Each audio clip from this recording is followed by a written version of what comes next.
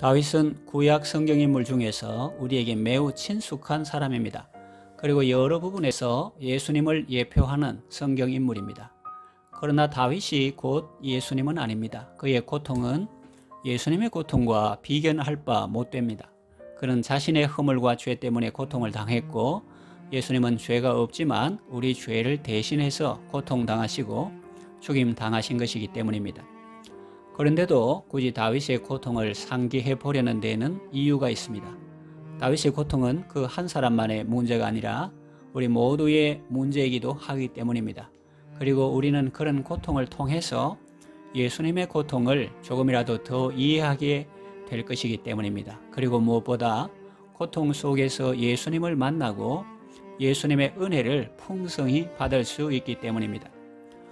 다윗은 하나님께 자기를 책망하지 마시고 징계하지 마시라고 간구합니다. 이걸 보면 다윗은 지금 자신이 하나님께 징계를 받고 있다고 생각한다는 것을 알 수 있습니다.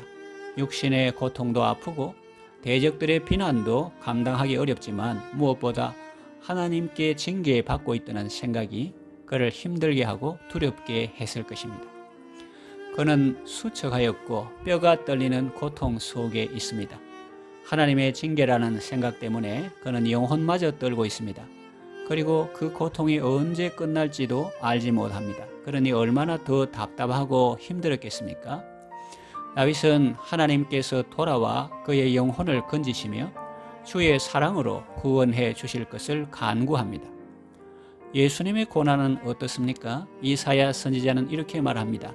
그가 찔림은 우리의 허물을 인하며 그가 상함은 우리의 죄악을 인함이라. 그가 징계를 받음으로 우리는 평화를 누리고 그가 채찍에 맞음으로 우리는 나음을 입었도다. 다윗은 하나님께 자기 영혼을 건져주시기를 간구했습니다. 그런데 예수님은 영혼을 아버지 손에 부탁하셨습니다. 다윗은 고통 때문에 몸이 쇠약해지고 죽음 일보 직전까지는 갔으나 실제로 죽지는 않았습니다. 그러나 예수님은 실제로 죽으시고 무덤에 장사되셨습니다. 고난의 잔이 지나가기를 원하셨지만 자신의 소원이 아니라 아버지의 원대로 되기를 원하셨고 아버지의 뜻에 기꺼이 순종하신 겁니다. 다윗은 하나님께서 자기를 버리지 마시고 고통에서 건져주시고 구원해 주실 것을 간구했습니다. 그러나 예수님은 실제로 하나님 아버지께 버림받으셨습니다. 그리고 엘리 엘리 라마 사박다니 라고 외치셨는데 이것은 나의 하나님 어찌하여 나를 버리셨나이까 라는 뜻입니다. 하나님 아버지에 대한 원망이나 불평이 아닙니다. 만일 그런 의미라면 애초에 이 땅에 오시지도 않았을 것입니다. 그것은 극심한 고통 가운데서 터져나온 처절한 부르짖음이요 절규였습니다. 예수님이 사람으로서 온 인류의 죄를 다 짊어지신 그 고통의 무게가 얼마나 컸는지를 능히 짐작할 수 있습니다. 육신의 고통도 고통이지만 예수님의 영혼이 하나님 아버지께 버림을 받는 그 고통은 더욱 컸을 것입니다. 왜냐하면 하나님은 늘 예수님을 기뻐하시고 한순간도 혼자 버려두지 않으셨기 때문입니다. 그런데 그 하나님 아버지께 버림당하셨으니 그 고통과 상실감이 오죽하겠습니까? 예수님의 그 고통과 희생이 있었기에 허물과 죄로 죽었던 우리는 구원받을 수 있었던 것이고 하나님께 사랑받을 수 있었던 것입니다. 예수님의 영혼이 버림받으심으로 우리는 영혼의 목자와 감독 되신 분에게 돌아올 수 있었던 것입니다. 다윗의 일생에 화려한 시기도 있었지만 이런 고통의 시기에 더욱 우리의 마음이 끌립니다.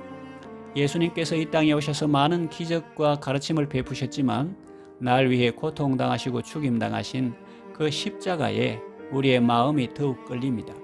그 이유는 어디에 있을까요? 왜 멸시함을 받은 주의 십자가에 나의 마음이 끌리는 것일까요?